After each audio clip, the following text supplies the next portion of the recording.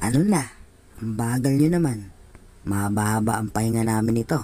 Meral ko lang kalaban nyo, mukhang matatalo pa kayo. Antay ka lang, Brad. Patungo na kami dyan. Relax ka lang. Magpahinga kang mabuti.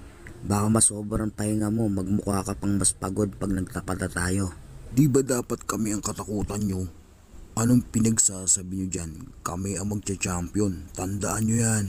Mahihina. Ang dali nyo pabaksakin. Kala ko malakas ito si Thompson. Pinitik ko lang sa dibdib. Maghanda kayo sa Game 3. Aararuhin ko si Brownlee. Hoy Kalabaw, medyo hawig kayo ni Davis. Pero yung laro mo, nadagdagan lang ng 30% lang kay Mr. Longbomb. Tama, maganda ka sa Game 3. Kahit manakit pa kayo, huling laro nyo na yan, pati coach nyo iyakin. Sa mga sugarol dyan, huwag nyo na kaming idamay. Susugal-sugal kayo pag natalo, daig pa mga bata ang umawa. Umiwas po tayo sa sugal. Wala akong ini-entertain na agent at vlogger sa pag-promote ng gambling. Huwag na tayo mangulit. Kahit magkano pa i-offer nyo, di nyo ako masisilaw ng pera para mag-promote ng sugal sa mga tao. Against ako dyan. Sa mga content creator, magkaroon kayo ng pakialam sa mga followers nyo. Maging magandang halimbawa kayo.